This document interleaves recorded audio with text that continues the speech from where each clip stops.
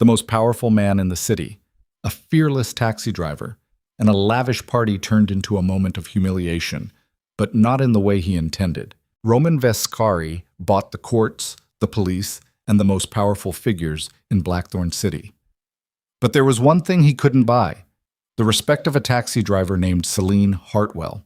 And when he deliberately humiliated her in front of the whole city, he didn't realize he had just stepped into a trap of his own making.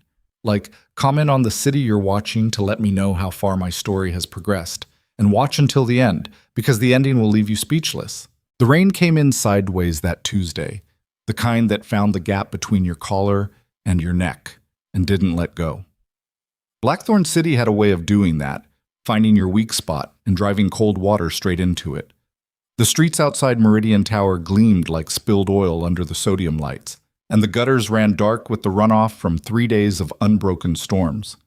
Selene Hartwell sat behind the wheel of her cab and listened to the weather band on the radio, because she'd learned long ago that the meteorologist's voice was more honest than any dispatcher. The cab was a 2009 Crown Victoria with a cracked dashboard vent and a heater that worked at exactly 2 speeds, off and furnace. She had it set to furnace.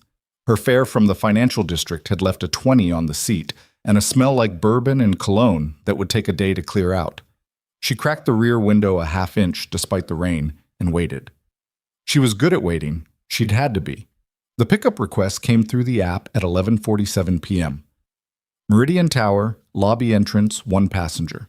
She pulled the Crown Vic into the horseshoe drive and sat with the wipers going, watching the doorman under his brass-buttoned coat hold an umbrella out into the downpour like an offering. Whoever was coming was taking their time. Then the revolving door pushed outward, and 2 large men in dark suits came through first, scanning the drive left to right, with the particular stillness of men paid to notice things.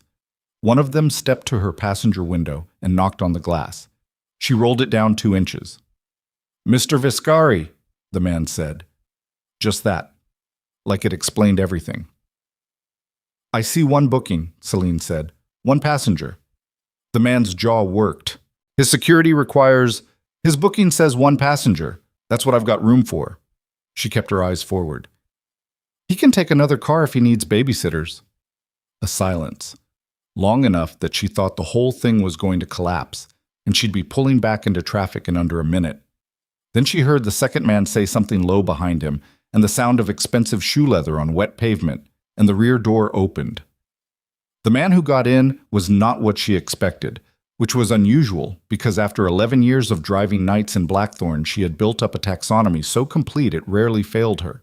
She could place a person's profession, temperament, and probable destination within 45 seconds. This man broke the system. He was perhaps 50, with the kind of face that had been handsome once and was now something harder, the bones of good looks preserved under weathered skin, dark eyes that moved with a deliberate slowness that wasn't laziness, it was control. He wore a charcoal overcoat over a suit that cost more than her cab. No rings, no watch she could see. He settled into the center of the back seat with the ease of a man accustomed to being driven and pulled the door shut himself. "East Harkin," he said. "The Cavendish." She pulled out of the drive without acknowledging the 2 men on the curb. The Cavendish was a private club on East Harkin Street that didn't advertise and didn't need to.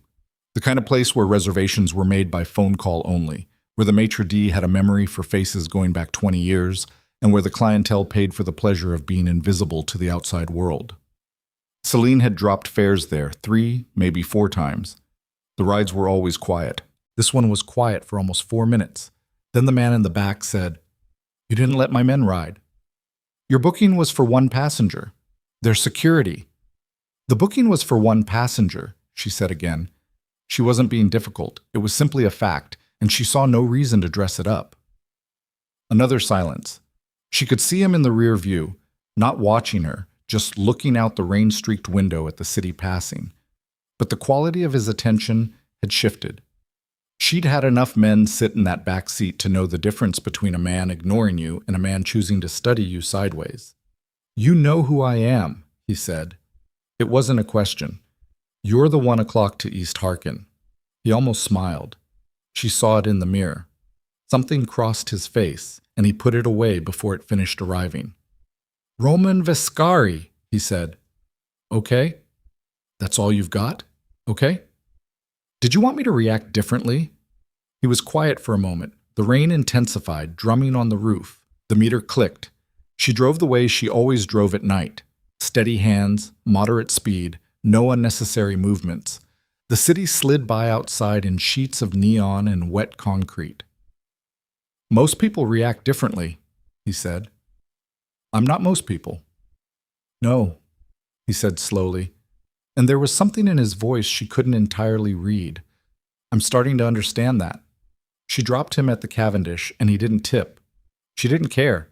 She pulled back into traffic and didn't think about him again until Thursday, when the app sent her to Meridian Tower at 10:15 p.m., and the same two men in dark suits were standing under the brass umbrella. This time, she didn't crack the window. She just sat. The rear door opened and Roman Vescari got in. East Harkin, he said. Same place? Same place. She pulled out. The city was different on Thursdays.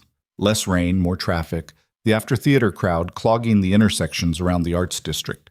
She took Brennan Avenue instead of the direct route and cut 3 minutes off the ride. He didn't comment on it. She hadn't expected him to. He waited until they were on Carver Street before he spoke. I looked you up. Most people just use the app. 11 years with the same medallion. Before that, nothing. No prior address on record in this city. You just appeared.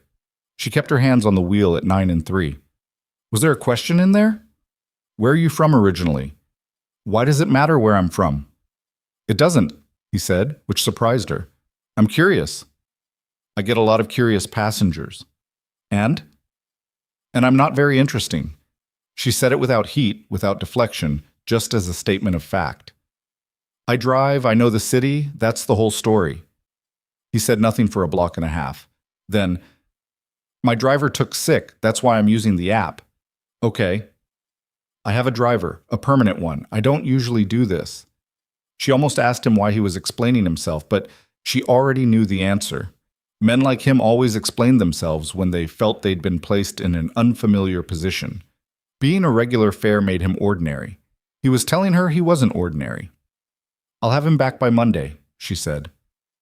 Your driver. A beat. What? If he's sick, depending on what it is, he'll probably be back by Monday. How do you... He stopped. You're guessing. He's not sick enough that you called for an ambulance, or you'd have mentioned it differently. He's sick enough that he can't drive, which means he's upright but impaired. Late season flu, maybe a respiratory thing. People bounce back from those in 3 to 5 days. You've been using the app since Tuesday. Monday's a reasonable guess. She pulled up to the Cavendish and stopped at the curb. In the rear view, she caught him looking at her. Not the sideways study from before, but direct, the way a man looks at something he hasn't properly understood yet. It was a respiratory infection, he said. The doctor said 4 to 6 days. Monday, then. She reached over and tapped the meter off. Have a good night, Mr. Vescari. He got out without tipping again.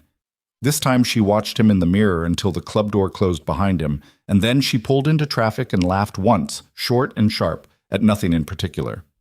He came back on Friday night. And Saturday. By the following Wednesday, he had stopped mentioning his regular driver entirely. The dynamic was never warm. That would be the wrong word for it. It was something more like two people who had each decided independently to take the other seriously, which in Blackthorne City was rarer than warmth and considerably more valuable. He asked questions.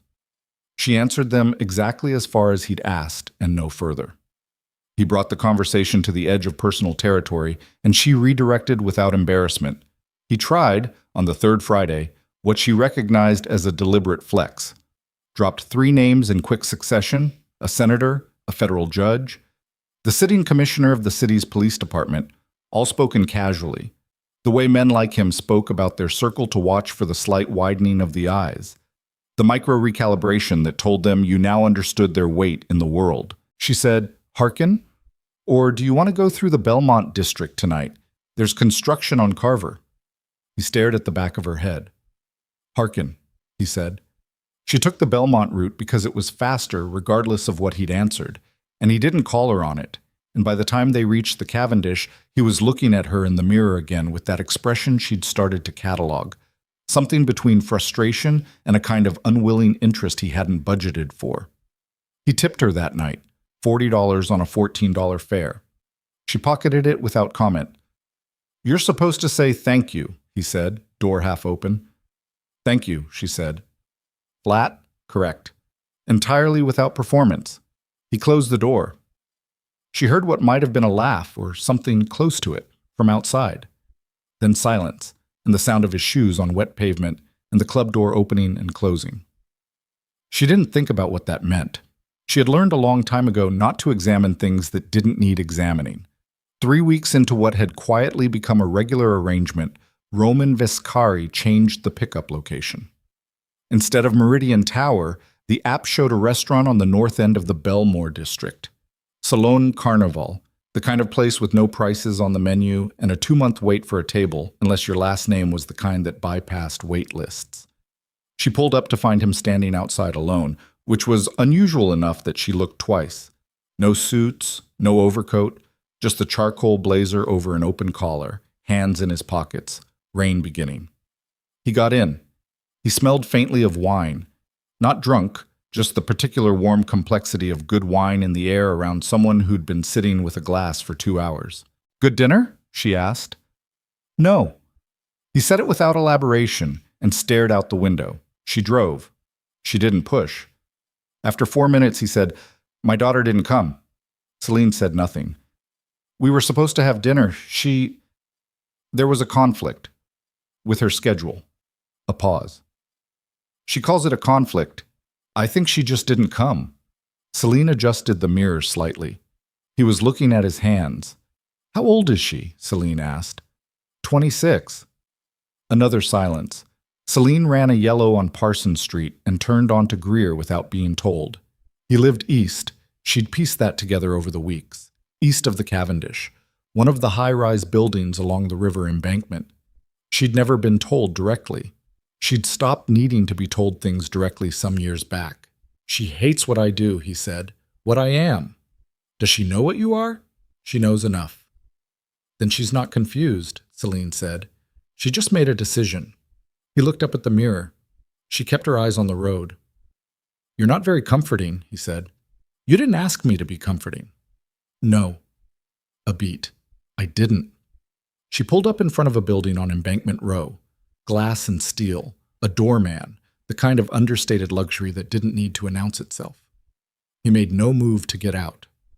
"Does she know what you do?" he said. It took her a moment to realize he'd redirected the question. "I drive a cab." "Before that?" "There was no before that," she said. "Not anything worth talking about." He held her gaze in the mirror for 3 full seconds. She didn't look away, but she also didn't offer anything more. He reached into his jacket, pulled out a fold of bills, and laid 200s on the partition. "That's too much," she said. "Consider it a consultation fee." "I didn't consult you on anything. You told me my daughter made a decision. That's more than anyone else has said to me in 3 years. He got out. She sat for a moment looking at the 2 bills, and then she pocketed them because she was not in the business of returning money, and she was not in the business of pretending the world operated on different rules than it did. She thought about his daughter on the drive back south. She thought about the look on his face when he'd said she didn't come. Not anger, not the performance of disappointment, but something hollower than that. The face of a man who had constructed a life so thoroughly around power that he'd slowly lost the ability to recognize when something real was standing in the gap where power didn't reach. She'd seen that face before. Different men, different cities, the same fundamental architecture. She didn't like him. She wasn't sure she disliked him either. She understood him the way you understand weather, not with warmth or resentment, but with the clear, impersonal recognition of a force moving in a particular direction. She should have recognized the danger in that. The shift in Roman Vescari came on a Thursday night in the 3rd week of November, and she felt it immediately, the way you feel a change in air pressure before a storm. She picked him up at Meridian Tower. His regular driver was back by now, and yet the app kept routing her to him, which meant he'd specifically requested her, which she'd noticed and filed away without comment. He got indifferent that night, faster. The deliberate economy of his movements was gone, replaced by something coiled. "The Cavendish," he said. "Construction on Carver again," she said. "Belmont route." Fine. She drove 2 blocks before she understood that the energy in the back seat was not anger at her. He was angry at something else, and she was simply the nearest surface. She'd been that for enough men to know the difference between a man who was going to take it out on whoever was closest and a man who was too controlled for that even in extremity. Roman Vescari was the second type. The anger sat in him like something in a sealed container, pressurized but contained. "There was a meeting," he said eventually. "Okay." "Someone made me look like an amateur." A pause.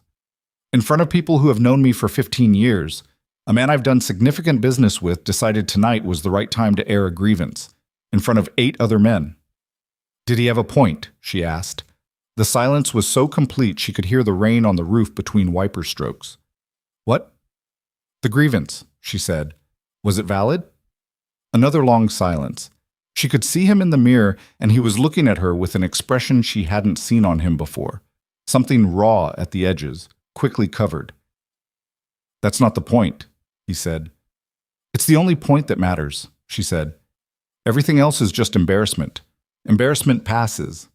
A valid grievance doesn't." She stopped at the light on Greer and Belmont and waited. The rain slid down the windshield in crooked lines.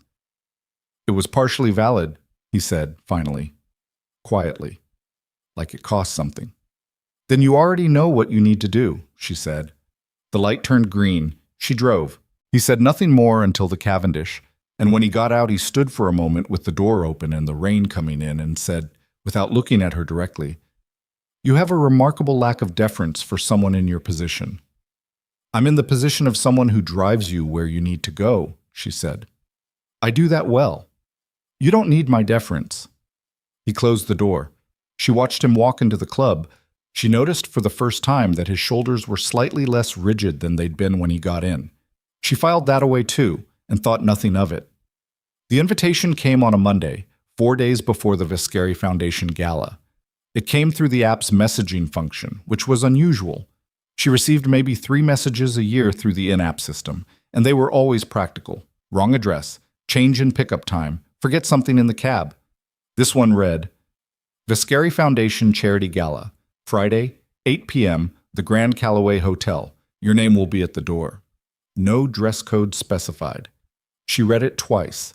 Then she set the phone down on the passenger seat and drove her next fare to the airport and didn't look at it again until she was parked in the long-term lot with a coffee going cold in the cup holder. She read it a 3rd time. There was no explanation, no context.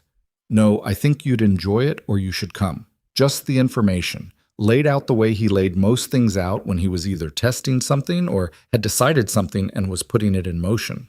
She had learned to tell the difference between those 2 modes, and she was not entirely sure which this was. She thought about what it would mean to go. A woman who drove a taxi at a gala hosted by a Mafia boss, surrounded by the upper tier of Blackthorne City's power structure. She thought about what it would mean to refuse. A message ignored. A gap in the pattern of their arrangement that would either go unremarked or would mean something she couldn't yet calculate. She thought about his daughter who hadn't come to dinner. She thought about the man who'd aired a grievance in front of 8 people, and whether that was resolved or whether it was sitting in a sealed container, waiting. Then she thought about something else entirely, something that had nothing to do with Roman Vescari and everything to do with the name the invitation listed at the top, the Vescari Foundation Gala. She knew that name, not from him, from somewhere older, somewhere she'd kept carefully separate from the cab and the night routes and the 11 years of deliberate quiet. She put the coffee down. She picked up the phone. She typed, "I'll be there." She sent it before she'd fully decided whether that was the right answer. The cab idled in the long-term lot with the rain drumming on the roof, and Selene Hartwell stared at the sent message on the screen and felt, for the first time in a very long time, the specific, unpleasant sensation of not knowing what she had just walked into.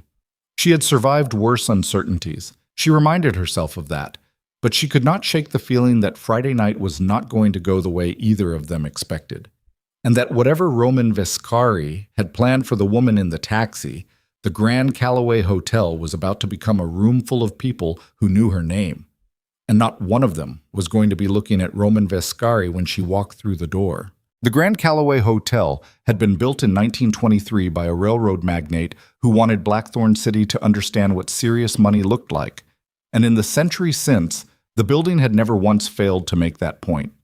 The facade was limestone and dark bronze, the lobby ceiling 40 feet of painted plaster and ironwork, and the grand ballroom on the fourth floor could seat 600 with room enough between tables that conversations stayed private. It was the kind of room that made people behave differently. Straighter spines, lower voices, the unconscious performance of belonging. Selene had been inside the Grand Callaway exactly once before, 7 years ago, and under circumstances she had no intention of revisiting tonight. She stood in front of the mirror in her apartment on Keswick Street and looked at herself with the particular honesty of a woman who had spent years being invisible by choice. The midnight blue dress had been in the back of the closet for 4 years, bought for an occasion that had never materialized and kept because she was not the kind of person who threw things away on principle. It fit the same as it had 4 years ago. That was something. Her hair she wore down, which she almost never did, and the effect was different enough from her usual appearance that she stood for a moment just cataloging the strangeness of her own face. She looked, she thought, like someone who had somewhere to be. She turned off the bathroom light and went to find her keys. The cab was not an option tonight. She took the crosstown bus to within 3 blocks of the hotel and walked the rest, heels on wet pavement, the November air cold enough to see her breath.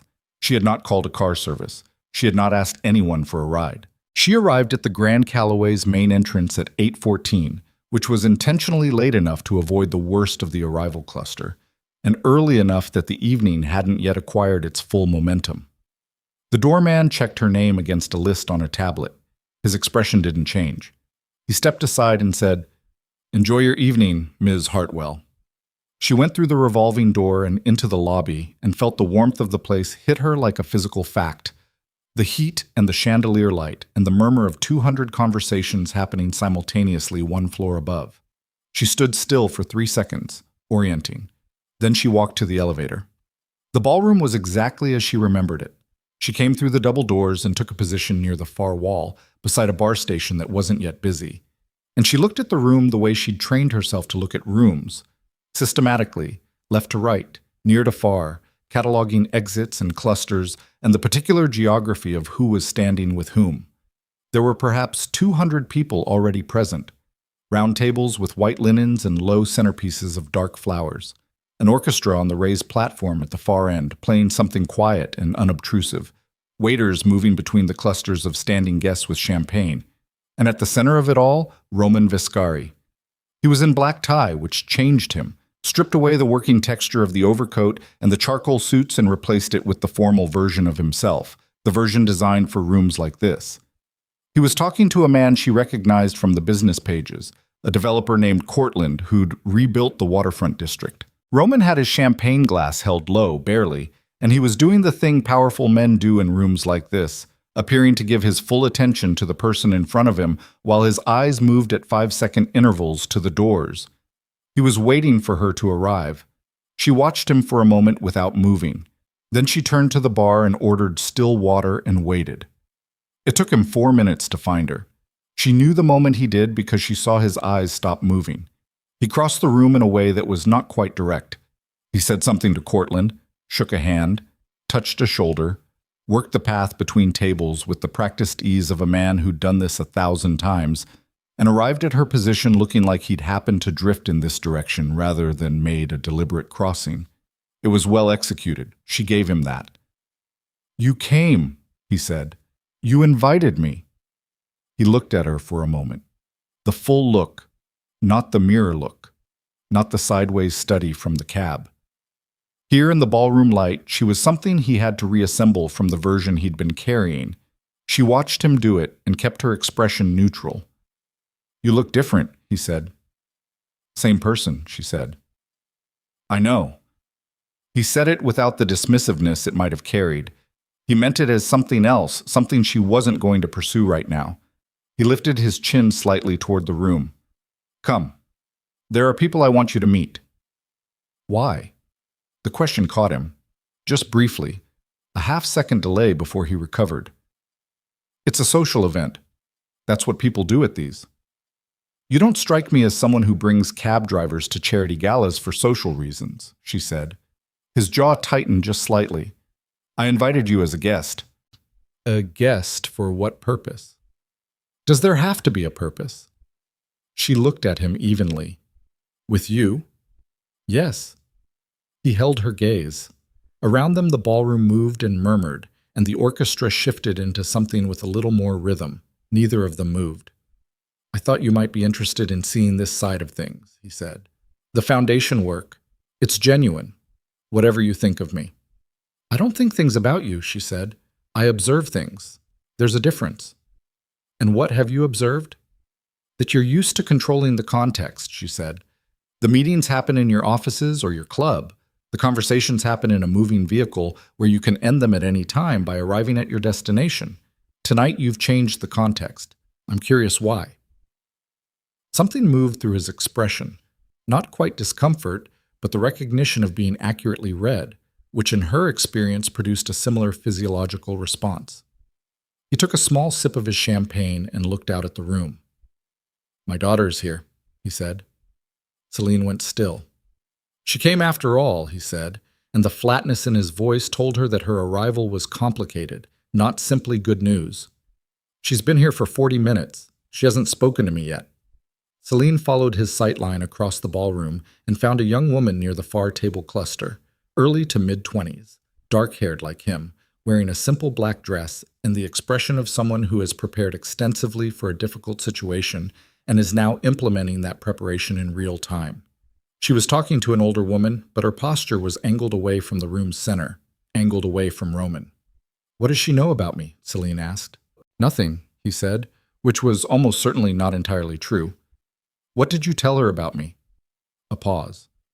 That I'd invited someone, a woman, that that I'd been talking to her. Selene turned and looked at him directly. You brought me here so she would see you with someone. That's not Roman. She said his name for the first time, and the sound of it stopped him cold. Don't manage me like you manage everyone else in this room. I will leave, without a scene, quietly, but I will leave. Tell me the actual reason I'm here. The silence lasted 4 seconds. Around them, the gala continued its warm, expensive movement, oblivious. I wanted her to see me differently, he said, finally. Low. She thinks She has a particular version of who I am. I thought if she saw me with someone who treated me like a person instead of a... He stopped, rearranged. Someone who didn't perform around me. You wanted to borrow my credibility, Selene said. That's a harsh way to put it. Is it inaccurate? He didn't answer, which was its own kind of answer. She looked at the young woman across the ballroom again. She looked at the careful distance the girl had established between herself and her father's orbit, the precise calculation of presence without engagement. She recognized it. She had done it herself a long time ago, in different rooms for different reasons. Her name, Selene said, Mara. I'm not going to perform for her either, Selene said. I want you to understand that. If you introduce us, I'll speak to her the same way I speak to you. You don't get to direct how that goes. I know, he said, and she believed him. They moved through the room. He introduced her to 3 people in quick succession. Cortland, the developer, a woman named Haskell, who ran the city's largest private hospital foundation, and a retired judge named Abernethy, who had the handshake of a man 20 years younger. Each of them greeted her with the polished warmth of people trained to make newcomers feel present. She responded correctly, asked the right small questions, gave nothing personal. It was a skill she had and rarely deployed and found she hadn't lost. Roman stayed close but not crowding. She noticed he didn't explain her, introduced her by name, let the absence of context sit there, watched the room fill in its own blanks. It was strategic. She noticed that too.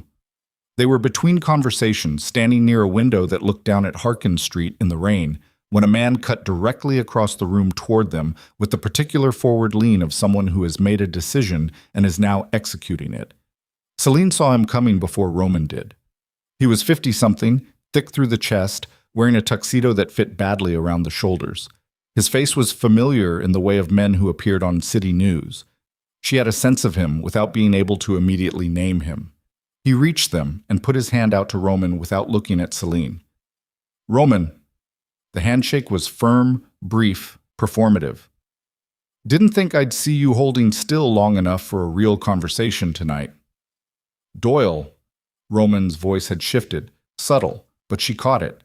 A slight increase in formality that wasn't warmth. I didn't know you'd been invited. Margaret's table. A short pause. Foundation board business. Right. Doyle. She placed it now. Councilman Gerald Doyle, District 7, the kind of city politician who had survived 4 administrations by never committing fully to anything. She'd driven him twice, maybe 3 times, years back. He hadn't recognized her, which was expected. People didn't look at cab drivers. And who's this? Doyle said, turning to her now with the smile men like him deployed when they needed to appear interested. Selene Hartwell, she said, before Roman could speak. Harwell? Hartwell. And what do you do, Ms. Hartwell? I drive, she said. Doyle's smile made the small adjustment of a man recalibrating downward. Ah, a driver. Roman, you're bringing your staff now? The air between the 3 of them changed. She felt Roman go still beside her in a way that was different from his usual stillness, tighter, like something about to redirect force. She's my guest, Roman said. Of course, of course.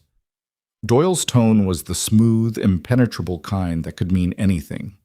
He looked at Selene with the careful blankness of a man deciding whether she was worth being careful around.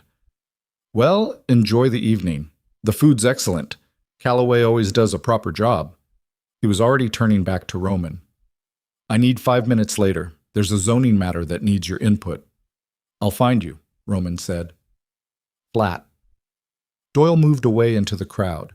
Roman's hand, she noticed, had tightened on his champagne glass until the knuckles were white. You don't have to explain him, she said. I'm not going to. Good.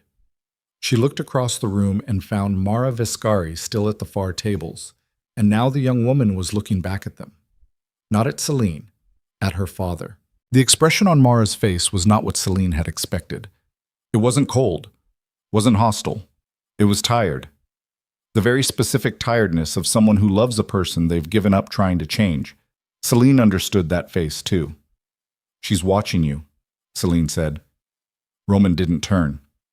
I know. You should go to her. She'll come to me when she's ready. She's been here 40 minutes and she hasn't closed the distance, Selene said.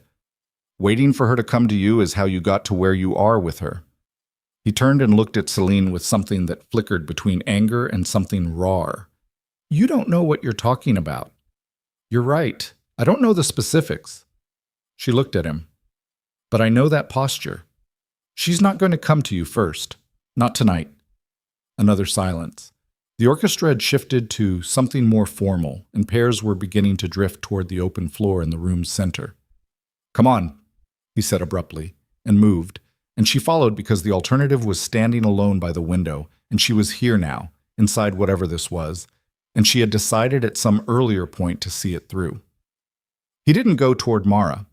He detoured left, stopped at a table where a heavy-set man in his 60s sat nursing a drink alone with the air of someone enduring a mandatory social obligation. The man looked up, and something crossed his face. Recognition, and beneath it something older and more complicated. Victor, Roman said. Roman. The man stood slowly. His right hand gripped the back of his chair for a moment. Didn't think you'd make a point of coming over. It's my event, Victor. I make a point of coming over to everyone. Victor's eyes moved to Selene with the brief, efficient scan of a man trained to assess people quickly. Something happened in his face that she couldn't entirely read, a small contraction, quickly controlled. And you are? Selene Hartwell, she said. The contraction happened again. Faster this time, and deeper. He looked at her the way people look at something that doesn't fit the frame they've built for a situation. Hartwell, he repeated. That's right. His eyes moved to Roman, back to her. You two came together? She's my guest, Roman said, and his tone had shifted again, the way it had with Doyle, except this time the shift was subtler and in a different direction. less combative, more watchful. Victor Crane, she realized now, the name assembling itself from fragments. Victor Crane, who had been Blackthorne City's deputy fire commissioner for 9 years before retiring 2 administrations ago. She remembered him now not from news coverage but from something more direct, more physical, that she had spent 11 years carefully not thinking about. She kept her face still. It was a skill she'd had a long time. "Enjoy the evening," Victor said, and sat back down with the deliberate care of a man managing his own reactions. Roman steered them away. "He seemed off," he said. "People are complicated," she said. "Do you know him?" "Should I?" She kept her voice level. Roman looked at her sidelong. "You tell me." She said nothing. He let it go, but she felt him file it. The same way she filed things, the same mechanism, which was one of the things that made him specifically dangerous to be around. They were near the center of the room when Mara Vescari appeared at Roman's left shoulder. She hadn't approached from across the room. She'd been moving through the crowd parallel to them and arrived like someone who had timed it carefully. Up close, she was sharper than she'd appeared at a distance. Dark eyes with her father's quality of attention. A small scar through the left eyebrow from something old. "Dad," she said. Careful. Not warm. Not cold. "Mara." He turned and the whole register of his body changed. The controlled executive posture softened in a way she hadn't seen from him before, and then stiffened again almost immediately, like a man who'd made himself vulnerable for a half second and then remembered why he didn't do that. "You came." "I said I would." "You said there was a conflict." "I resolved it." Flat. She looked at Selene. "Selene Hartwell," Selene said. "I'm a guest of your father's." "Mara." A pause. "What kind of guest?" "The kind who drove him to the Cavendish about 40 times, Selene said. "I'm his cab driver." A beat. Mara looked at her father. Something moved across her face. Surprise, recalibration, and then, at the bottom of it, something almost like humor. "You brought your cab driver to the gala." "She's not," Roman started. "I brought her as a guest," Roman said, catching himself. We've talked. Over the past few months. She's someone I respect." Mara looked at Selene with the evaluating attention of a young woman deciding whether to believe a complicated statement. "Do you respect him?" she asked. The directness of it was almost startling. Selene looked at Roman, who was very carefully not reacting. "I think he's capable of more than he usually gives himself room for," Selene said. The silence after that lasted 3 full seconds. Mara blinked, looked at her father, looked back at Selene. "Huh," she said. "That's not," Roman began. "It's fair," Mara said. "It's actually pretty fair." She looked at Selene with something that was not quite warmth, but was in the same direction. "Can I steal you for a minute? There's someone across the room who I think—" She stopped. Her eyes had moved past Selene's shoulder toward the ballroom's main entrance, and what landed on her face was not the careful tiredness from before. It was something sharper, colder. Selene turned. The man who had just entered the ballroom was tall, silver-haired, wearing his tuxedo with the ease of a man who'd worn them since he was 20. He stood at the entrance and looked across the room with the unhurried assessment of someone who had been here before in every sense of the word. The people nearest him shifted almost imperceptibly, that small, involuntary movement of bodies recalibrating around a new weight in the room. Mayor Nathaniel Cross. Selene felt the specific, focused stillness move through her body from her feet up. Not fear. Something older than fear, and more physical. The recognition of a face that belonged to a chapter of her life she had closed and waited and dropped to the bottom of a river she did not visit. Roman was saying something beside her. She didn't hear it, because Mayor Nathaniel Cross, who had just entered the Vescari Foundation gala surrounded by his aide and a woman she assumed was his wife, had paused in his survey of the room. His eyes had found something. He was looking directly at Selene, not at Roman, not at the room, at her.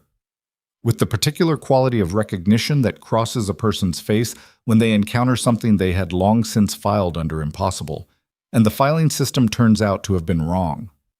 She had 4 seconds before he started moving. She used 2 of them to confirm what she was seeing: the slight parting of his lips, the check step his body made before his training, and his office reasserted control. The way his aide said something to him, and he didn't hear it.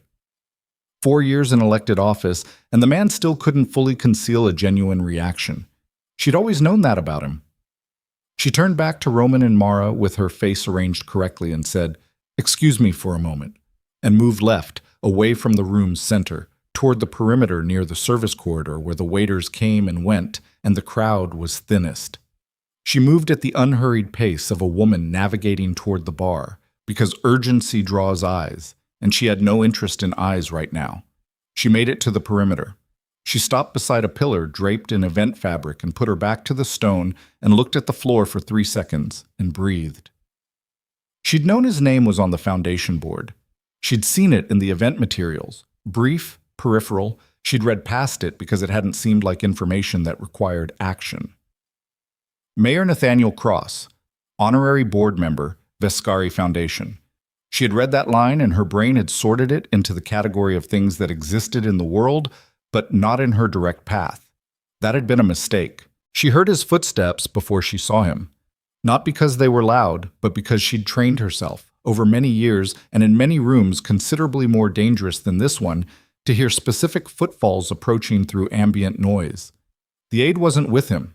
He'd come alone, which meant he'd made a decision. "Selene." He stopped 3 feet away, which was the correct distance, close enough to talk under the ambient sound, far enough that it didn't look like confrontation.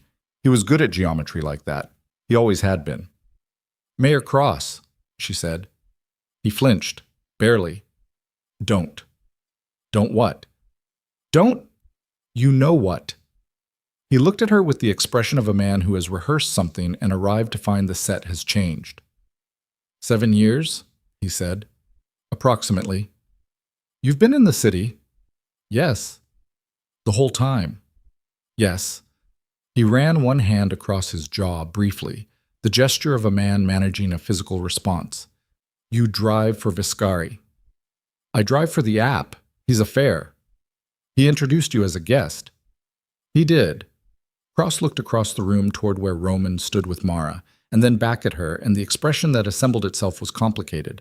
Not just recognition, not just the old guilt she'd expected, but something more recent and more urgent. "Does he know who you are?" "He knows I drive a cab." "Does he know the rest?" "There is no rest," she said. "I'm a cab driver. I've been a cab driver for 11 years. Selene, I'm not doing this here," she said, low and steady, no heat in it. "Not in this room, not tonight." "Then when?" She looked at him. The mayor of Blackthorne City, in his tuxedo, with his event-prepared face fractured slightly at the edges, standing beside a pillar at a charity gala and asking her when. 7 years ago, she'd pulled him out of water that was 40 degrees and rising from the wreckage of the Calder Bridge collapse, and she'd left before the cameras arrived because cameras meant names and names meant the end of something she was not done with yet. She'd thought that was the end of it. "I don't know," she said honestly. He searched her face for something. She let him look. There was nothing there she hadn't put there deliberately. "There are people here tonight who know," he said carefully, "who figured it out. Victor Crane recognized you. I saw his face." She felt that land but kept it off her expression. "How many?" "I don't know. Cross-referenced the guest list." He stopped. "I recognized you when I walked in. My instinct was to... I don't know what my instinct was. I'm standing here." "I see that. You should know that Abernethy is here." He watched her. "Judge Abernethy. You remember him." She remembered him. The car on the Harker Road overpass, 6 years ago, winter, black ice. She'd been the first vehicle to stop. She'd pulled him out before the car went over the barrier. He'd never seen her face clearly. She'd been in a heavy coat, hood up, the scene chaotic. He'd been concussed. By the time the paramedics arrived, she was gone. "He doesn't know," she said. It wasn't a question. "He doesn't know it was you specifically," Cross said, "but he knows someone pulled him out and disappeared, and he's spent..." Cross exhaled. "He spent 4 years trying to find out who it was." The ambient noise of the ballroom felt very far away. The orchestra had shifted to something with more formality, more structure. People were beginning to take their seats for the first course. "Go back to your table," she said. "Selene, go back to your table, Mayor Cross. I need to think." He held for a moment. Then he straightened, adjusted his jacket, and became the mayor again. The transition was visible and practiced, and in its way, impressive. "If this room figures out who you are tonight," he said quietly, "it's not going to be quiet about it. These are not quiet people. I know what kind of people they are." He looked at her one more second. Then he went. She stood at the pillar for another 30 seconds. Then she walked to the bar and ordered water and stood with it in her hand and did the calculation she should have done before she sent that message from the long-term lot. Victor Crane had seen her face and recognized it. Victor Crane, who had been deputy fire commissioner on the night of the Calder Bridge collapse, who had been on scene, who had filed the reports on the unidentified civilian who'd pulled 7 people from the wreckage before the first emergency units arrived. He'd seen her in the firelight, brief and direct. And she'd been younger then. But she looked the same, fundamentally. She'd always looked the same. Abernethy didn't know. Cross did. Crane did. She didn't know who else. She needed to know who else. She was still running the calculation when Roman appeared at her left shoulder. "Cross came to talk to you," he said. "He did." "About what?" "He thought he recognized me from somewhere." She turned and looked at Roman directly. He was mistaken. Roman looked at her the way he looked at things he didn't believe. The mayor of this city crossed a room full of 600 people to tell you he'd made a mistake. He was being polite about it. "Selene." She looked back at him.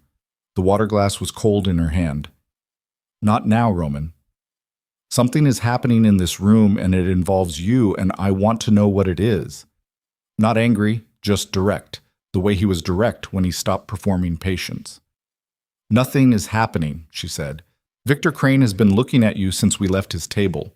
Nathaniel Cross came straight to you when he arrived and left looking like a man who'd had the floor moved. And Haskell—" He paused. "Clara Haskell has been watching you since we came in. She runs the hospital foundation. She runs it because 12 years ago someone donated enough compatible blood to save her daughter's life, and she never found out who." The silence between them was very specific in texture. "That's a coincidence," Selene said. "Is it?" She put the water glass down on the bar. She was aware of the room around her, the gradual filling of seats, the movement of waiters, the continued ambient conversation of people who did not yet know what they were sitting inside. The particular obliviousness of a room before it understands what's about to happen.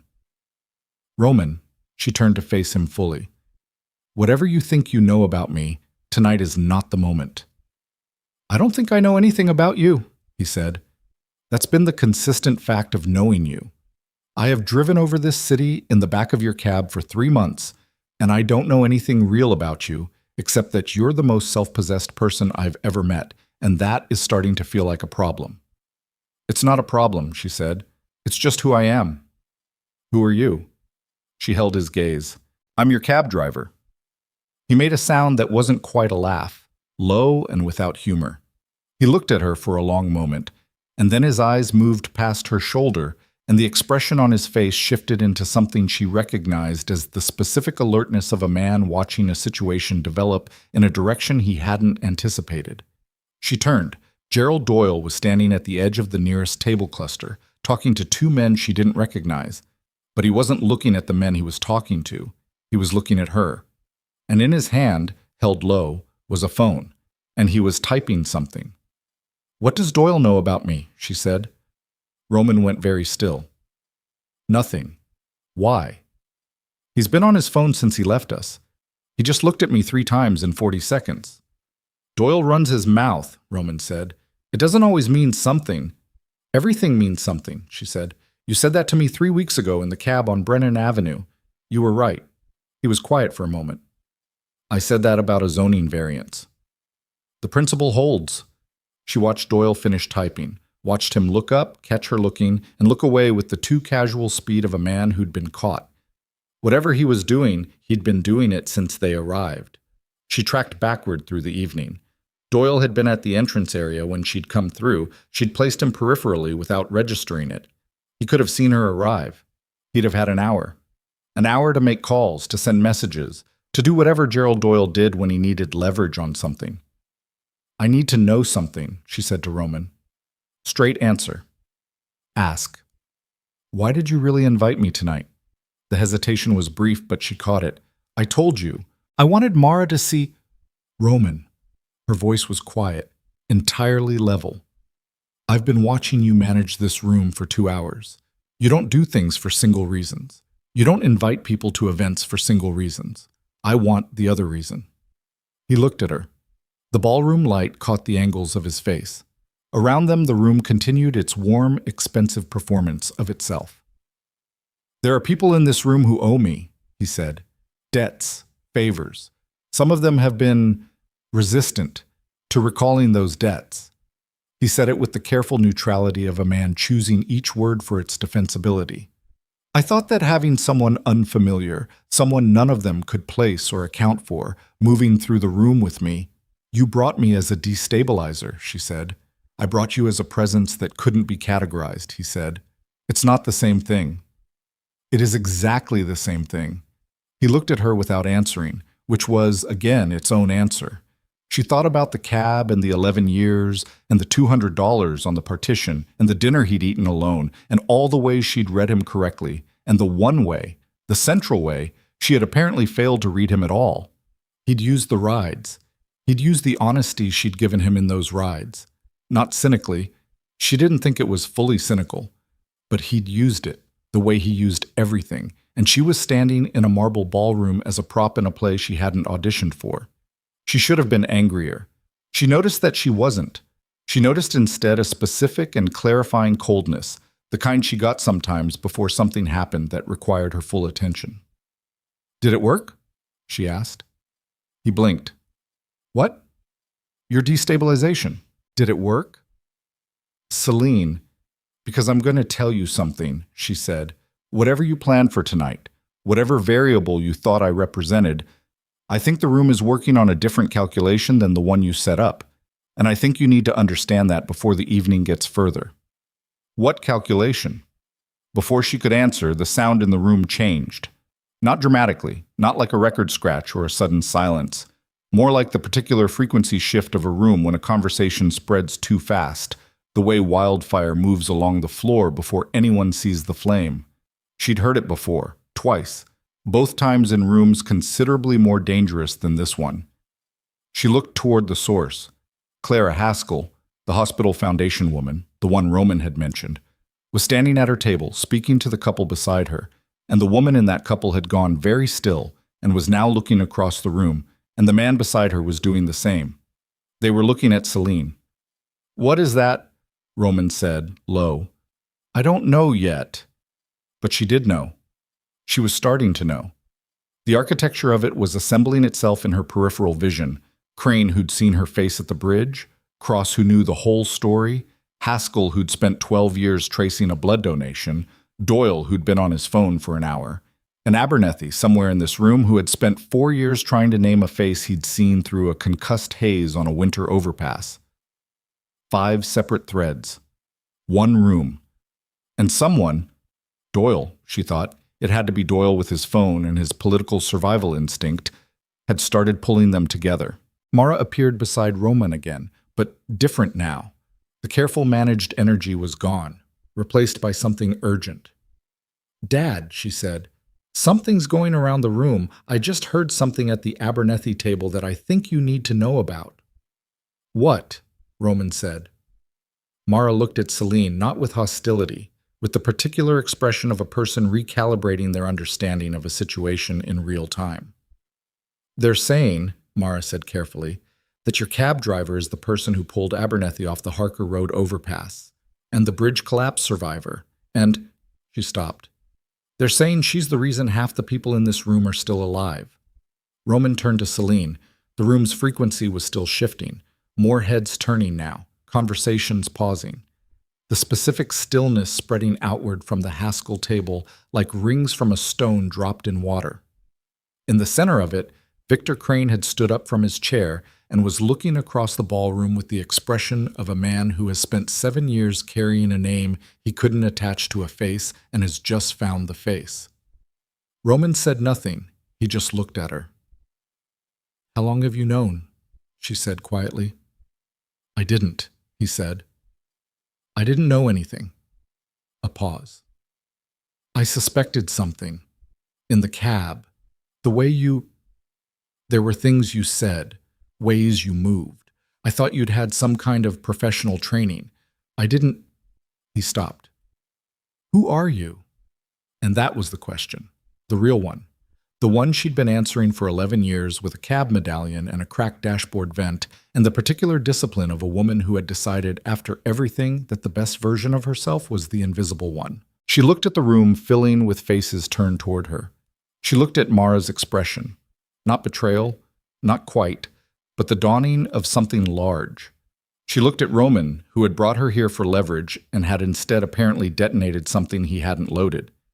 She looked at Gerald Doyle, who was now standing with his phone down, watching the room do what he'd started, with the expression of a man who'd lit a fuse and was realizing the charge was larger. She looked at Gerald Doyle, who was now standing with his phone down, watching the room do what he'd started, with the expression of a man who'd lit a fuse and was realizing the charge was larger than he'd calculated. And in that expression was the thing she needed, the confirmation that this wasn't accidental. The Doyle had spent the last hour on his phone specifically and deliberately threading the room together, pulling Crane and Haskell and Cross into the same conversation, feeding the Abernethy connection to whoever would carry it fastest. She moved before Roman could say anything else, not toward the exit, toward Doyle. She crossed the ballroom floor at a pace that was not quite urgent and not quite casual, the pace of a woman who has decided on a direction and is implementing it without performance. The room was still in its frequency shift, still in that rolling wave of turned heads and altered conversations, and she moved through it the way she moved through traffic at 2 a.m, reading the gaps, not slowing, not accelerating, arriving where she intended to arrive without announcing the intention. Doyle saw her coming when she was 12 feet away. She watched him decide in real time whether to hold his ground or redirect, and watched him choose to hold it because men like Doyle always believed that holding ground was the posture of strength, and men like Doyle were usually wrong about that. She stopped 2 feet from him, close enough that he couldn't project his voice to anyone nearby without it being obvious. "Councilman," she said. "Ms. Hartwell." He had the voice of a man performing calm over a substrate of something faster. "Quite an evening. Who did you call?" His chin came up slightly. "I make a lot of calls." "In the last hour. Specifically, who did you call and what did you tell them?" "I don't think I'm obligated to..." "You're not obligated to anything," she said. "I'm asking because I want to understand the shape of what you did. Not to stop it. It's already done." She looked at him steadily. "I want to understand why." Something moved in his face. Not guilt. Men like Doyle didn't run on guilt, but something adjacent to discomfort. The friction of being read correctly by someone he'd assigned to a lower category. "Information wants to be free," he said, and heard how that sounded and tightened his jaw. "You wanted leverage," she said, "over Roman. You've been trying to find something on him for 3 administrations, and you haven't found it because he doesn't leave evidence. But you thought that whatever I was, whatever secret Roman was keeping by bringing me here, could be used. So you ran the name, and when the name didn't give you what you expected, you ran the connections instead." Doyle was quiet. "And what came back," she said, "wasn't what you expected." "No," he said quietly. "It wasn't." "Was it Crane who confirmed the bridge collapse?" A pause. "He called me." "I didn't call him. He saw you and called me within 5 minutes of you arriving." A beat. "The Harker Road connection I found independently. The blood donation to Haskell's daughter, Nakpatz. That's been in the Foundation records for 12 years, unattributed. Your blood type is unusual. It's in the app's emergency contact records." She absorbed that. The app. 11 years of rides in the emergency contact section she'd filled out once, honestly, because she'd thought nobody would ever cross-reference it. "You went into the app's records," she said. "I know people at the licensing board." "That's not legal." No, he said, without embarrassment. It's not. She looked at him for a long moment. His collar was slightly damp.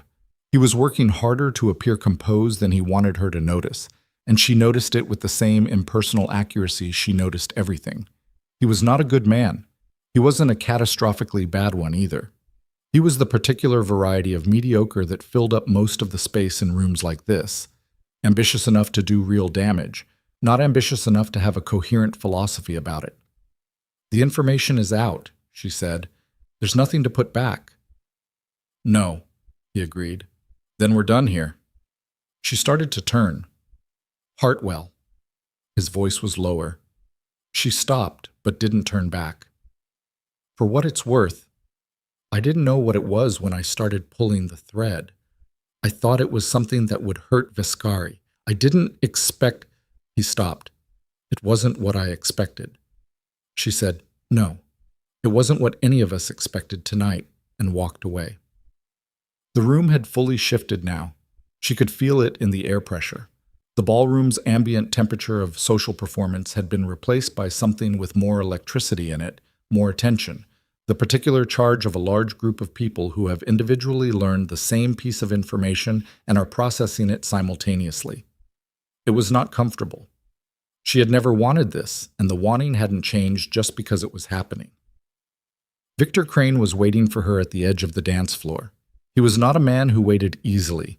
She could see that in the way he stood, the weight distributed forward slightly, hands at his sides. The posture of a man who'd spent 30 years responding to emergencies and had never fully shed the physical grammar of it. He was 62, maybe 63. His face was the face of a man who had seen things that reorganized his interior landscape permanently and had made his peace with the reorganization. She stopped in front of him. You were at the bridge, he said. No preamble. Yes? I saw you for maybe 8 seconds, in firelight, 7 years ago. He shook his head slowly. I've been carrying that face for 7 years. I know. I'm sorry for that. Don't be sorry for it. His voice had a roughness to it that wasn't anger, something older, more worn. You pulled 7 people out of that water. 3 of them were my people. Firefighters who went in before the second span gave. You got them out before we had the second unit on scene. He paused. We searched for you. The mayor's office searched. I filed 3 separate... He stopped, looked at her. Why did you run? She held his gaze. It wasn't running. What was it? It was choosing, she said. I'd made a decision before that night about how I was going to live. The bridge didn't change the decision. A decision to stay invisible. A decision to be useful without the... She paused, looking for the word that wasn't sentimental. Without the architecture that comes with being known, the obligations, the expectations, the way people look at you differently once they've decided what you are. He was quiet for a moment. Around them the room moved carefully, giving them space in the way people give space to something they're trying to overhear. Does Vescari know? Crane said. He's figuring it out. Crane glanced over her shoulder toward where she knew Roman was standing, and the expression on his face when he looked back at her was complicated by something she hadn't fully anticipated. Not disapproval, but something cautionary. He brought you here, Crane said. Whatever reason he had for bringing you here. I know, she said. Do you? I've known him for 3 months, she said. I understand what he is. Then you understand that this room is now going to reassemble everything it knows about you, Crane said, and that some of the people in it are going to feel that the story of what you did belongs to them. They're going to want to claim it, and some of them, he looked at her steadily, some of them are going to resent the fact that they didn't know, that they've been in this city for years with a debt they didn't know they had. She felt the truth of that land in her chest, specific and cold. I know, she said again. Abernethy is coming this way, Crane said quietly. He figured it out in the last 5 minutes. I don't know who told him, but someone did. He's not the most composed man in this room right now. She turned. Judge Abernethy was crossing the floor toward her with the controlled speed of a man who was genuinely emotional and had enough self-discipline not to show it fully, but not enough to hide it completely. He was 70, silver-haired, the kind of man who commanded silence in rooms by habit. His face was doing something she'd rarely seen on a face like his. It was open. The professional architecture had come down. He reached her and stopped and looked at her and said nothing for a full 4 seconds. "It was you," he said. His voice was steady. His eyes were not. "Yes," she said. "The Harker Road Bridge, 6 years ago. January." He said it like a list he'd been reciting to himself for years, each item a fixed point. "A woman in a dark coat. She pulled me out through the passenger window. The car was—" He stopped. "I was concussed. I couldn't—" He made a small sound. "I never saw your face clearly." "No." "I've been looking." He said it without self-consciousness. "I funded a private search. I hired people. I thought—" He shook his head. "I thought if I could just find the person who—" He stopped again. He was a federal judge. He was accustomed to language being adequate for things. Right now, it clearly wasn't. "Judge," she said gently, "it was just a thing that needed doing." "You went over the barrier," he said, "with the car. You went over with me to reach the door. If the car had gone while you were—" "But it didn't," she said. He looked at her. His throat moved. "Why didn't you stay?" "Because staying wasn't the part that mattered." "It mattered to me," he said. "For 6 years it mattered to me. Do you understand what it is to owe a debt you can't repay because the person it's owed to won't stand still long enough to receive it?" She was quiet. She did understand. That was the honest answer. She understood it from the other direction. The room had fallen to near silence behind her. Not complete silence. The orchestra had stopped, she realized, at some point in the last few minutes, and the waiters had paused in their circuits, and the 600 people in the Grand Calloway Ballroom were doing the thing large groups do when they understand that something real is happening in their vicinity. They had gone quiet and still with the particular attentiveness of witnesses. She became aware of Roman at her left shoulder. He had moved through the room to her position without her hearing him approach, which meant he'd moved deliberately, carefully, with the controlled quiet of a man who did not want to announce himself and had the skill to accomplish it. "Judge Abernethy," Roman said. Not territorial, just present, just naming himself in the situation. Abernethy looked at Roman, and the complexity of that look contained the entire landscape of what the judge knew about Roman Vescari and what he thought about the fact that the woman in front of him had apparently been riding in Roman's cab for 3 months. It was not a simple look. "Roman," he said neutrally, and then looked back at Selene. "I'd like to speak with you," Abernethy said to her. "Not tonight, but I'd like to speak with you." "Okay," she said. He nodded.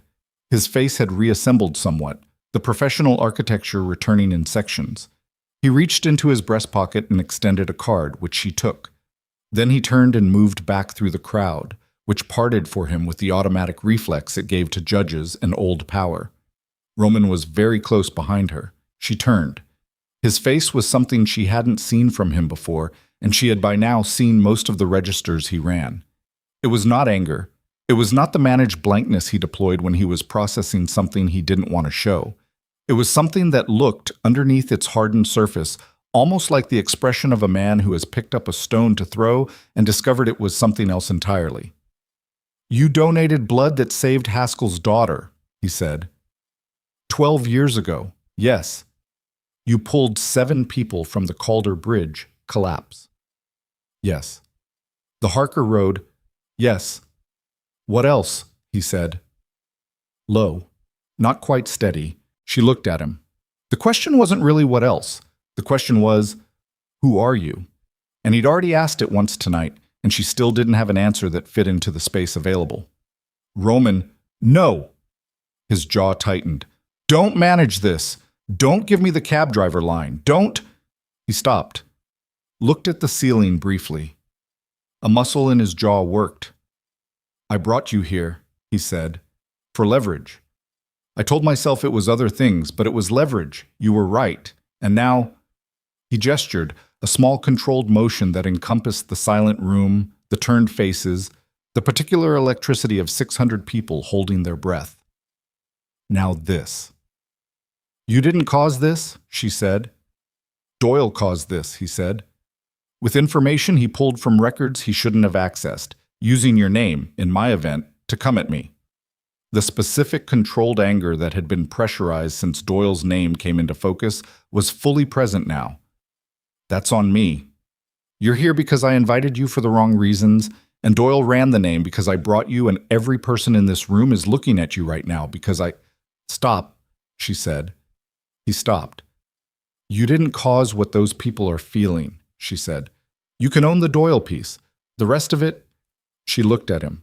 The rest of it was always going to find me eventually. Maybe not tonight, but eventually. You knew that, he said. Yes. And you came anyway. She held his gaze. I sent the message before I'd fully decided whether it was the right thing. I drove to the hotel. I walked through that door. She paused. At some point, the decision was made. I'm not sure exactly when. He looked at her for a long moment. Something was happening in his face. The recalculation she'd watched him make in the cab sometimes, when she said something that required him to revise the map he was working from. He was doing it now, but larger, more fundamental, the kind of revision that didn't just change a route, but changed the starting point. Mara, he said. Selene looked. Mara was standing 20 feet away, at the edge of the cleared space that had formed around them, and her face was the most open Selene had seen it, the careful management entirely gone, just the face of a 26-year-old woman looking at her father and a cab driver standing in the middle of a ballroom at the center of something she hadn't anticipated. She needs to hear this from you, Selene said. What you just said to me. About the leverage. About the wrong reasons. Roman's jaw was tight. This isn't... It's the only thing that matters tonight, she said. Not the gala. Not Doyle. Not Crane or Abernethy or any of it. She came. She's standing there. Go talk to her. And you, he said. Before she could answer, Mayor Nathaniel Cross spoke.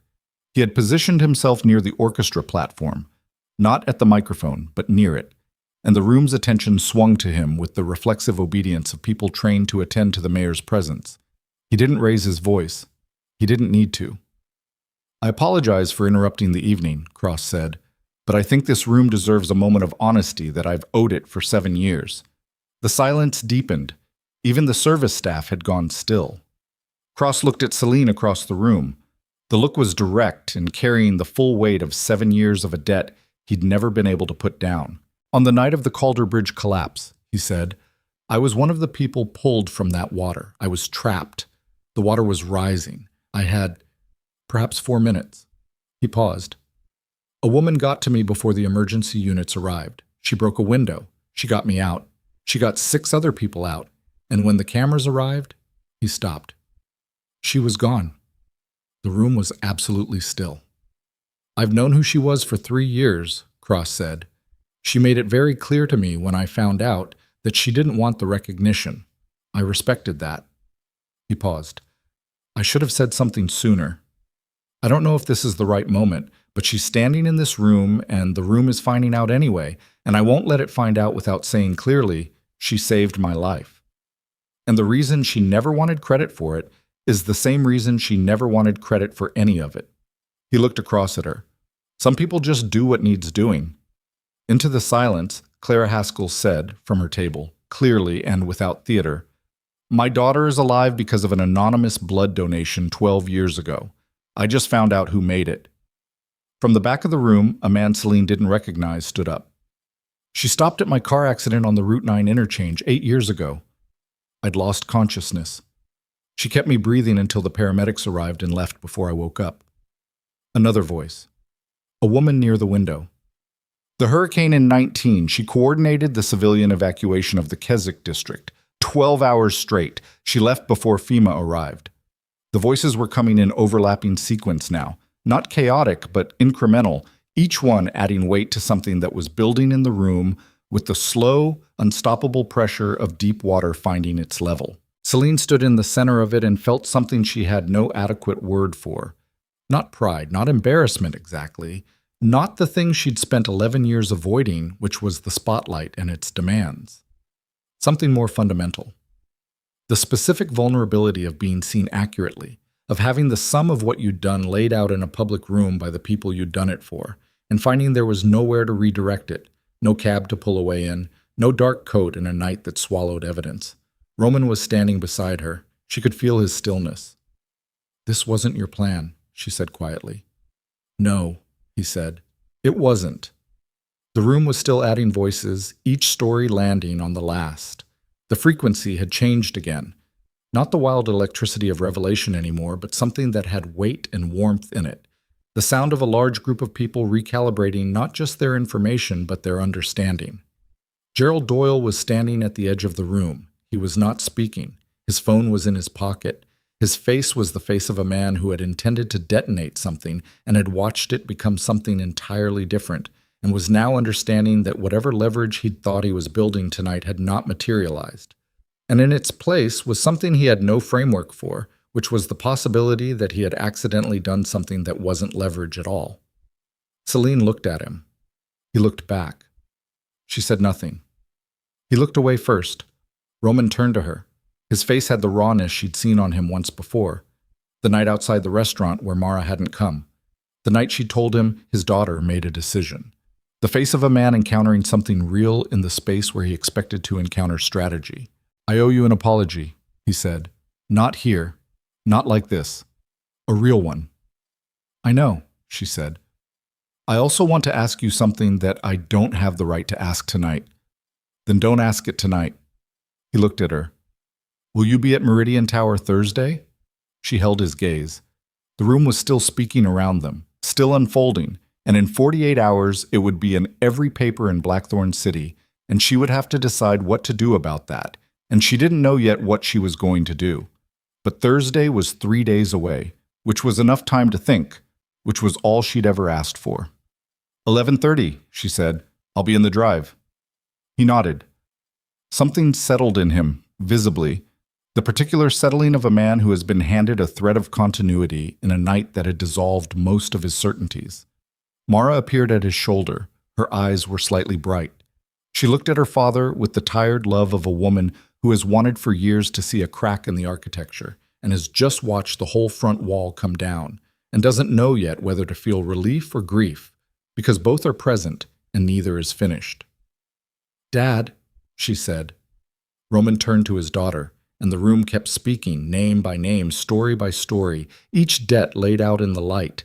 And Selene Hartwell stood in the center of the Grand Callaway ballroom in a midnight blue dress and felt the full weight of 11 years of careful invisibility come down around her all at once, and felt beneath the exposure and the rawness of being found, something she had not expected to feel in this room on this night, or perhaps in any room on any night for a very long time. The specific complicated relief of being known. She stood with it for exactly 3 seconds.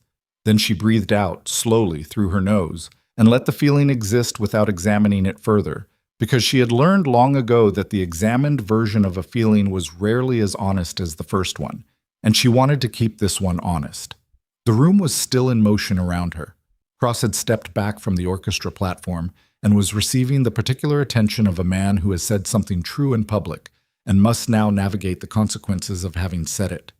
Haskell was on her feet, working through the crowd toward Selene with the determination of a woman who has been carrying a search for 12 years and is not going to let another 10 minutes pass. Abernethy had returned to his table but was watching her across the room with the focused stillness of a man who has gotten what he needed and is now simply recording it. Selene looked at Mara and Roman standing together, not touching, not the cinematic version of a father and daughter reconciliation, but facing each other at a distance of 4 feet, with the particular quality of two people who have been orbiting the same wound for years and have just found themselves standing on the same side of it without quite knowing how they got there. Roman's hand was at his side. Mara's arms were crossed, not defensively, more like she was holding herself together while she recalibrated. They were talking.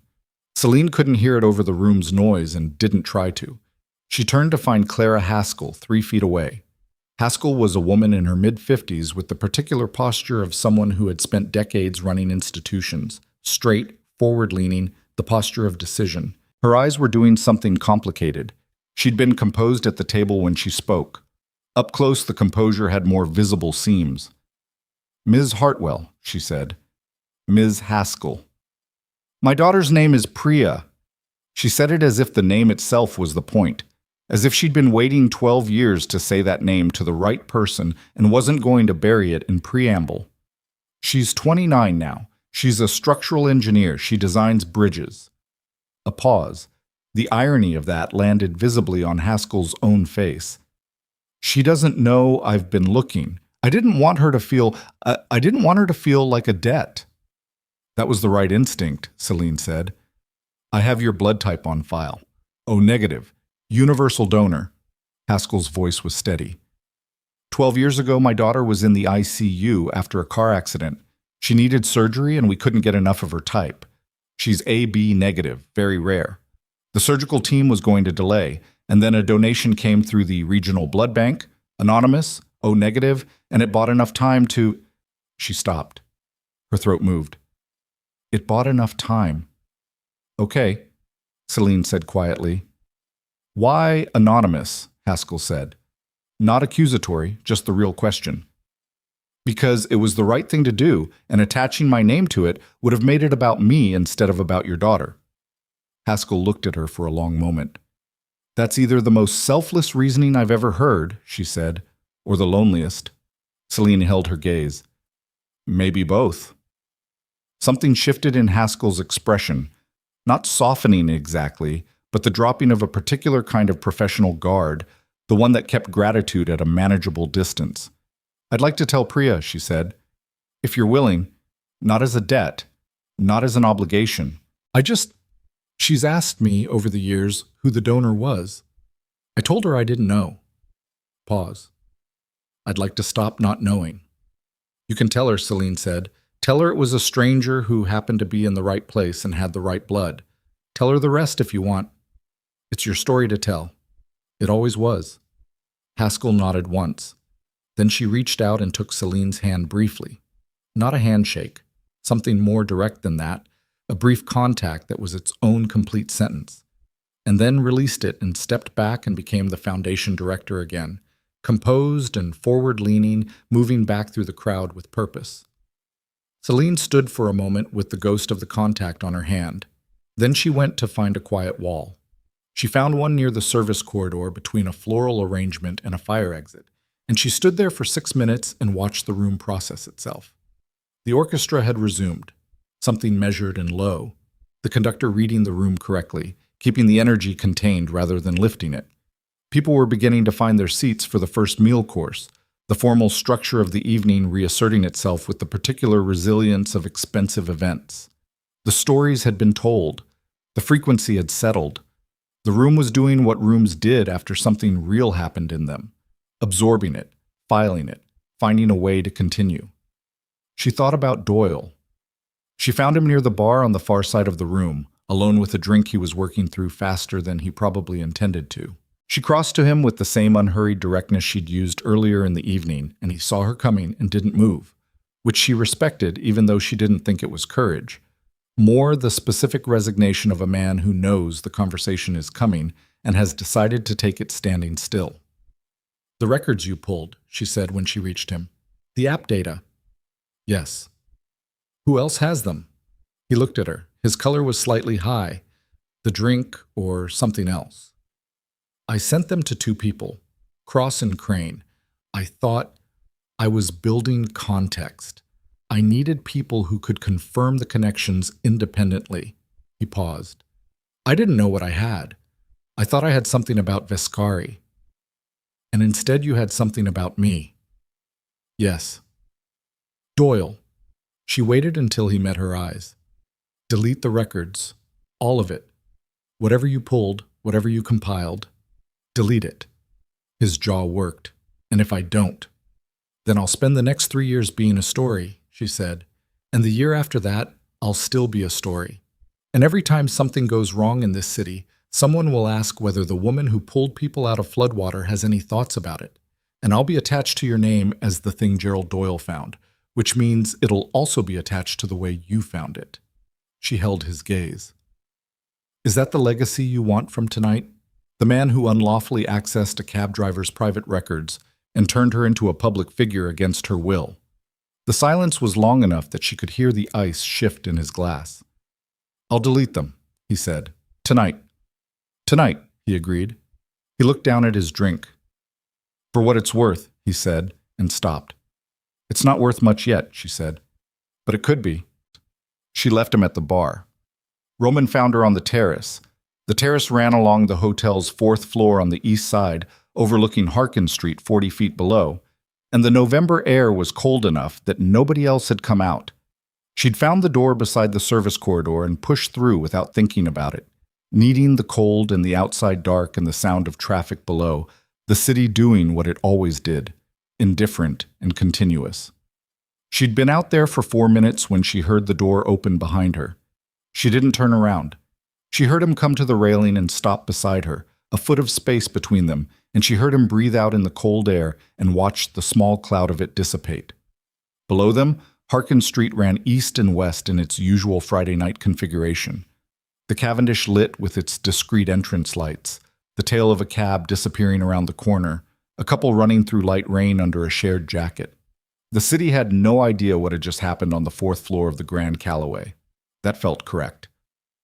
Mar and I talked, he said. I heard, or I saw, from across the room. You see too much from across rooms. It's a professional habit. He was quiet for a moment. I told her what I told you, about the leverage, about the wrong reasons. A pause. She said, he stopped, and she could hear in the stop the way some things resist being put into language. She said it was the first honest thing I'd said to her in 3 years. Selene looked at the street below. It didn't feel like a compliment, he said. It felt like what it was, which was a long time. Yes, she said. It was. She's staying, he said. Through dinner. She said she'd stay through dinner. He said it with the particular care of a man who has learned, painfully, not to scale small things up into large ones before they've earned it. That's something. That's a lot, Selene said. He turned and looked at her in the cold. The terrace light was indirect, coming through the glass doors, and in it his face had shed most of its formal event mode. He just looked tired, she thought. Tired in the specific way of a man who has been performing a version of himself for so long that the performance has become load-bearing, structural, and tonight some of the load had shifted and now he was feeling exactly how much weight he'd been carrying. I want to ask you something, he said. You said you didn't have the right tonight. I don't. I'm asking anyway.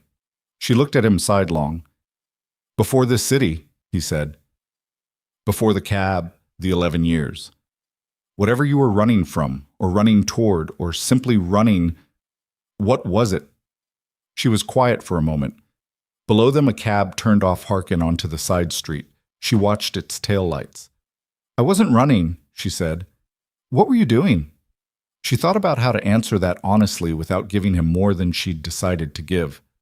The terrace was cold and private, and he had just told his daughter an honest thing for the first time in 3 years, and the night had already cost both of them more exposure than either had budgeted for. The question deserved something real. I grew up in a situation that required me to be useful, she said. Specifically, physically, concretely useful. Not good at things. Not talented. Useful. In the way that a tool is useful. The kind of useful where if you stop being useful, you stop being visible. She paused. I spent my 20s trying to figure out whether I was a person who helped people because I genuinely wanted to, or because I'd been trained to need to. Whether the thing I was doing was generosity or compulsion. And, he said, I don't think there's a clean answer, she said. I think it's both. I think for a long time it was more compulsion than choice, and then gradually, over years, the ratio shifted. And I stopped trying to diagnose the motive and just did the thing, because the thing was worth doing regardless of why I was doing it. And the invisibility. The invisibility was, she paused, when you do something for someone and they know you did it, it changes the relationship. They feel obligated. They want to repay it. They look at you differently. And that changes what you can do next, because now you're not the stranger in the right place. You're the person they know, the person with a history, the person who has something to maintain with them. She looked at the street below. Invisibility meant I could keep doing it. Keep being useful without the... She gestured, a small motion that was shorthand for the ballroom behind them, the room full of stories, the night full of faces turned toward her. Without all of this. He was quiet for a long time. The cold had gotten into her shoulders, and she let it.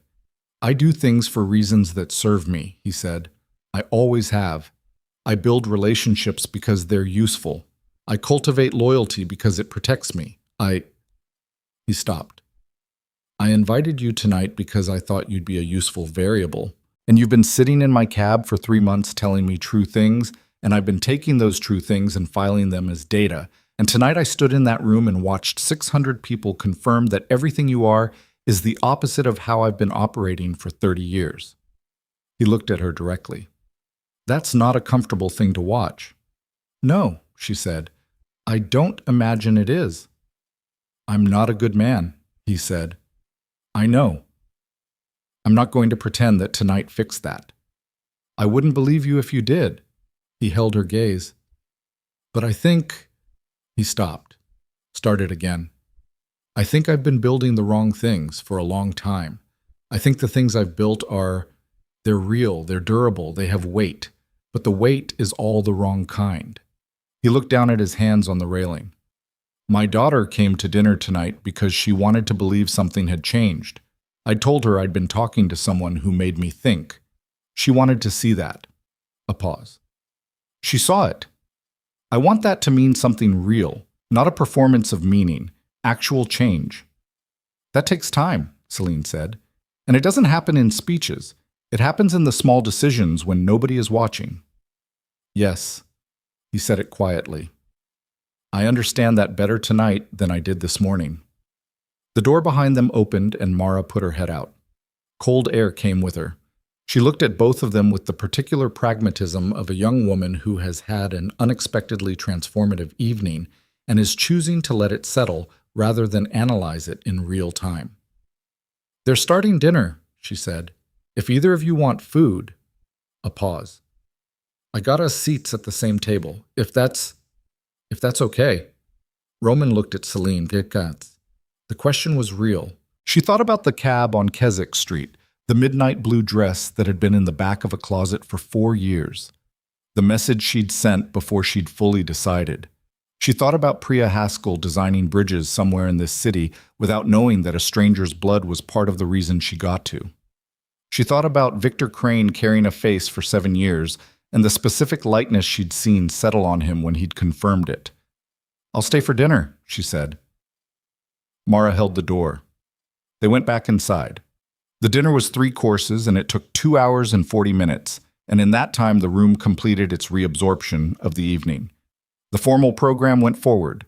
The Foundation's annual report, the grant announcements, the acknowledgments. Cross said a few words about civic responsibility that were careful and measured and, for once, felt earned. Abernethy sat 2 tables over and looked at his meal with the expression of a man who has set down something heavy and is relearning what his hands feel like without it. Doyle left before the second course, quietly, without creating an exit. She noticed. She thought that was probably the right decision on his part. She sat between Mara and a retired surgeon named Delacroix, who turned out to have opinions about traffic patterns in the Meridian district that were detailed enough to be genuinely interesting. Roman sat across the table. He ate. He talked to the people on either side of him. He was not performing. She noticed the difference and thought Mara noticed it too, from the way the young woman's shoulders had come down from the careful height they'd held all evening. After the third course, after the formal program ended and the room loosened again into its after-dinner configuration, Selene said goodnight to Mara, who looked at her for a moment with the expression of someone choosing what to say, and said simply, I'm glad you came. It was not a small thing, and they both knew it. She said goodnight to Cross in the lobby, briefly, the way you say goodnight to someone with whom you have a long and complex account that has been partially, not fully, settled. He shook her hand and held it a beat longer than a handshake required, and she let him, because the 7 years and the cold water and the debt that couldn't be repaid deserved that beat. She said goodnight to Victor Crane by the elevator. He handed her a card, the fire department's community liaison office, a number. If you ever want to, if there's ever anything, he said, and left it there, which was the right way to leave it. She did not say good night to Roman in the lobby. He walked her out instead through the revolving door into the cold of Harkin Street, and they stood on the pavement in front of the Grand Callaway while the city ran its ordinary Friday night operations around them. A cab went by. She watched it. "I'll be at Meridian Thursday," he said. 11:30. "I said I'd be there." "I know." He looked at the street. "I want you to know that from Thursday, it's just a ride, whatever you want it to be. I won't be building something out of it that you didn't agree to build." She looked at him. His face in the streetlight was tired and real. "I know," she said. He nodded. He held out his hand. She looked at it for a moment, the gesture of a man deciding to let something be simple when it could be more complicated. And she shook it, once, clean. Then she walked east on Harkin Street toward the bus stop, and she didn't look back, and she heard his footsteps return to the hotel entrance and the door turn, and then just the city around her, which was the sound she knew best and had known longest, and still, after 11 years, found more honest than most of the sounds people made. The November air was cold enough to clarify things.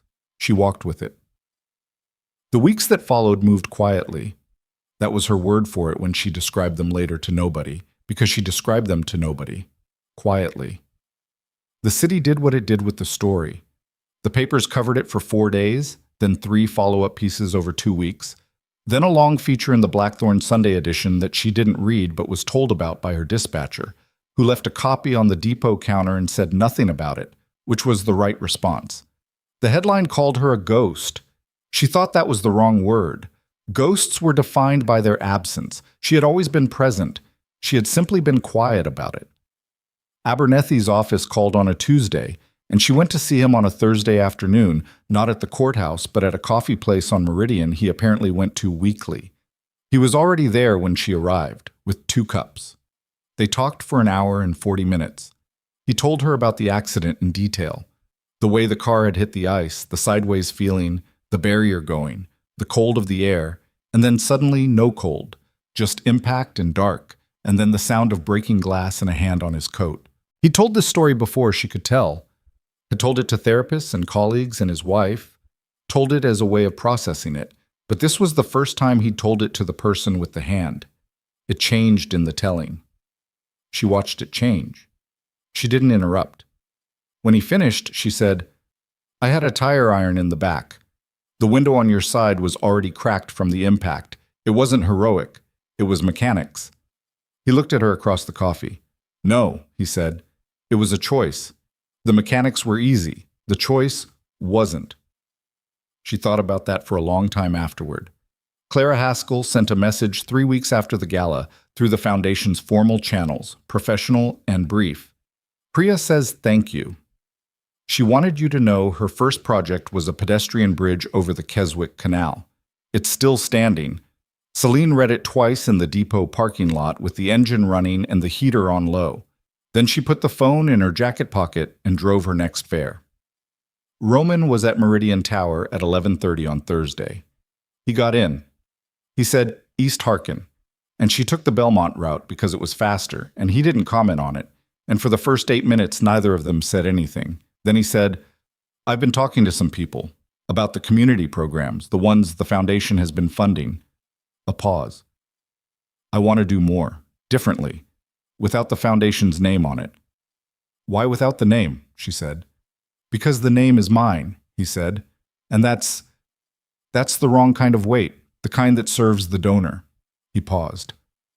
"Someone explained that to me recently." She kept her eyes on the road. "Anonymously funded programs are harder to track. People can't verify where the money comes from." "I know. That bothers some people." "I know that too." A pause. "It's the right way to do it anyway." She pulled up to the Cavendish. He made no move to get out. "The criminal operations," she said, "the parts of what you do that aren't Foundation work and development contracts." A silence. "Yes. What are you going to do with those?"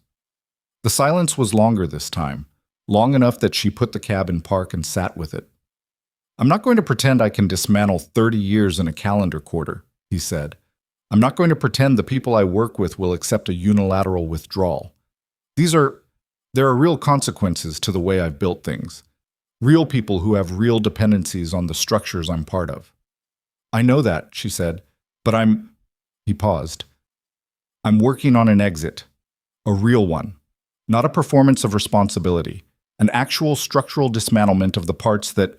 He stopped. It will take time. It will be dangerous in certain respects. And when it's done, it won't be clean, because nothing that took 30 years to build comes down cleanly. He looked at the back of her head in the mirror. I wanted you to know that. Why me? She said. A long pause. Because you told me the truth about my daughter, he said, and the leverage, and all of it, and because you're... He stopped. You're the only person I know who has no use for the version of me that serves my purposes. She held that in the quiet of the cab. I'm not going to tell you it's enough, she said. What you're describing. I know. People were hurt by the things you built, specific people in specific ways. Dismantling the structure doesn't repair that. I know, he said, and then quietly, I know. But it's a start, she said. She put the cab back in drive. Thursday next week, she said, same time. Yes, he said. He opened the door, then paused, door half open, the cold coming in. Thank you. I'll put it on your tab, she said. She heard him quietly laugh. Then the door closed and she pulled out of the Cavendish Drive and back onto Harkin Street, and the city opened up ahead of her the way it always did at this hour. The long run of lights and wet pavement, the particular geometry of a place she knew better than she knew most things, every turn and shortcut and dead end a fact she carried in her body, like a language she'd been speaking long enough that she no longer thought about the grammar. She drove south on Harkin and crossed the Calder Canal at the rebuilt bridge. The second one, the one they'd put up after the collapse, wider and lower than the original, with a pedestrian walkway on the east side and lights running the full length of the span. She'd driven over it 1,000 times. She still slowed slightly every time, without meaning to. Old habit, old attention. Tonight she slowed and looked at the water, dark and moving below, and thought about Priya Haskell's first bridge standing over the Keswick Canal, about Victor Crane, who carried faces for 7 years, about Nathaniel Cross saying she was gone to a ballroom full of people, and the specific weight of what it meant to have someone tell the story you tried to keep untold and find it had survived the telling. The light ahead turned green. She drove. The city ran south around her, block by block, and she was part of its texture the way she'd been part of it for 11 years. Not as a name on a foundation wall, not as a story in the Sunday paper, not as anyone's debt or anyone's symbol, but as the thing she had chosen to be before all of this, and had chosen again tonight, and would choose again Thursday, and the Thursday after that. A woman in a cab, present, quiet, moving through the dark of Blackthorne City with her hands at 9 and 3, watching the lights change, watching the road ahead, ready for whatever came through the back door next.